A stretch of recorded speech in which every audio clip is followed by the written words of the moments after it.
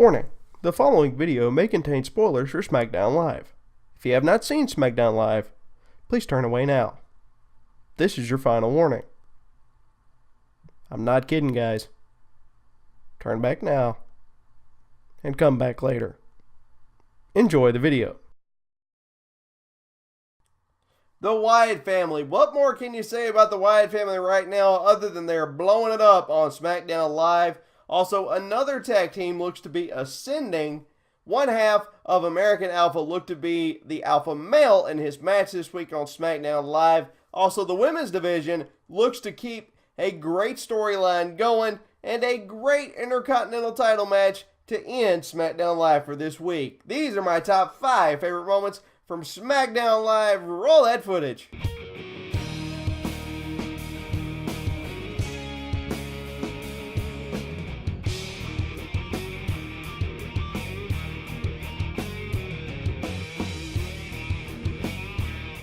How you doing, everybody? My name is Brandon Duchair Craven, and these are my top 5 favorite moments from SmackDown Live. This time it is for 12/6/2016. So without further ado, let's get going.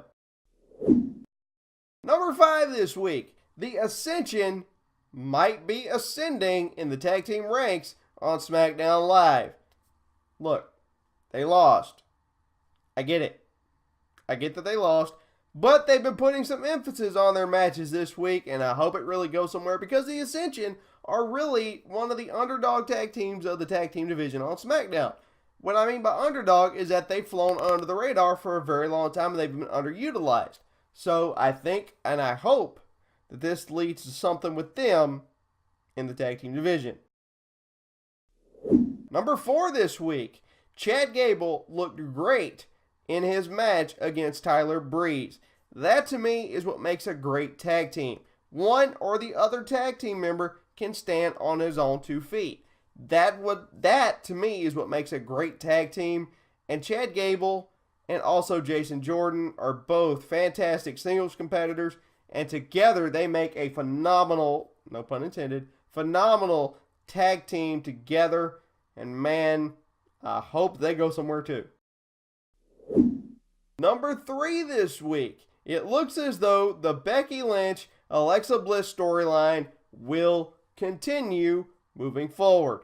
Thank God. I did not want this to be a one-off where Alexa Bliss won the title and then Becky Lynch went back under to being in obscurity, kind of like Dolph Ziggler. I talked more about that in my TLC pay-per-view review. You can check that out in the link after this video is over. But thankfully, it looks like it's going to continue for Alexa Bliss and Becky Lynch, so thank God. Number 2 this week, the Wyatt family. Randy Orton, Bray Wyatt, and Luke Harper is absolute gold on SmackDown.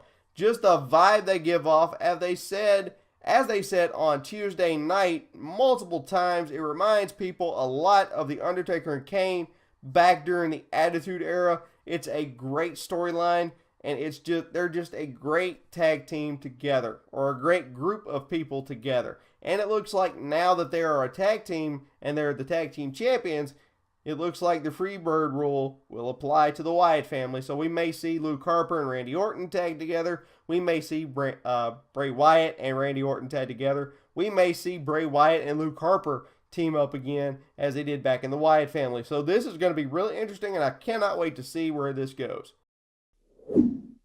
And my number 1 pick for this week, Dean Ambrose versus The Miz for the Intercontinental title. Great match. Again, stupid ending interference by James Ellsworth, yet again, costing Dean another match. If you want to see where he cost him another one, check out my review of WWE TLC from this past Sunday. You can check that out again in the link at the end of this video. But can The Miz not go over clean? Even Edge went over clean every now and then, and he was one of the greatest heels of all time. If you want more on that, once again, go check out my WWE review, or my pay-per-view review of WWE TLC from this past Sunday. It's in the link at the end of this video. Let's check out some honorable mentions for this week. My honorable mention for this week the AJ Styles opening segment. It was absolutely hilarious. I actually like the fact they made fun of his wardrobe malfunction at TLC. If you didn't see it, I don't think I covered this in my pay-per-view review. But if you didn't see it, during the match with Dean Ambrose for the WWE title, world title, he split his pants. So every woman on the face of the planet got to see one of AJ Styles' butt cheeks. Yeah. It's a hilarious moment. I thought it was funny. But it was a good promo overall. I really liked how they poked fun at it. So it was fun. Let's check out some pros and cons for this week. My pro for this week, continuing the Becky Lynch and Alexa Bliss feud. Good choice. Really want to see this continue. This is not as tired and as overdone as Charlotte and Sasha Banks over on Raw, because Charlotte and Sasha Banks has been going on for over a year. I know some of the greatest feuds of all time went over a year, but this one can only go so far. My con for this week, The Miz as the Intercontinental Champion. Why? Why is he Intercontinental Champion? He doesn't need to be Intercontinental Champion. If you wanted him to have it so bad, why did you put it on a guy who, in my opinion, deserves it so much more in Dolph Ziggler in the first place? The Miz can be a heel against anybody, whether he has a title or not. He's that good. I'm giving Miz every bit of praise that he deserves because he is a great, great heel. Yes, he is a great heel. No denying that. But Dolph Ziggler deserves to be a champion. He has literally been swept under the rug for years, and that title reign he had recently was embarrassing. It was absolutely embarrassing. The Miz does not need the Intercontinental title. Put it on somebody who they can have a program with somebody else, and that title could be pushed right back up to the top, right next to the WWE World Heavyweight Championship on Smackdown Live, because those two titles, those are your mainstay titles right there on the show, along with the women's title. So those three titles need to be up there at the very top of your show, at the very tip top of your show, whether one of them is main eventing just like this week, or the other one. So do that and take it off The Miz, because he doesn't need the title. He's a great heel with or without it. It's wasting it.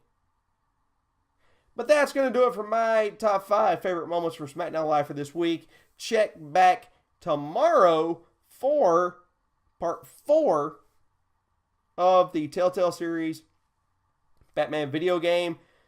Part 4, episode 4.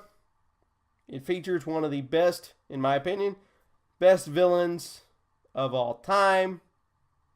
His origin. So that's going to be stellar. Anyway, check back for that tomorrow. And if you didn't see their announcement, their next game, Telltale's next game up for grabs, or coming up, is Guardians of the Galaxy. They are making a Telltale series Guardians of the Galaxy video game. I cannot wait for that.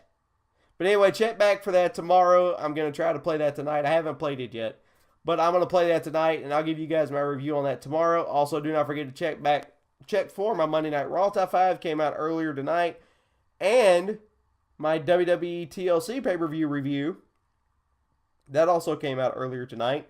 I'm telling you, man, I know I'm probably blowing up y'all's YouTube stuff, but I'm sorry, but I'm trying to get all these videos in from the past week. So anyway, check those out. My name is Brandon Duchair Craven. God bless you. I will see y'all tomorrow right here on the Rolling Wrestling Review YouTube channel. See ya!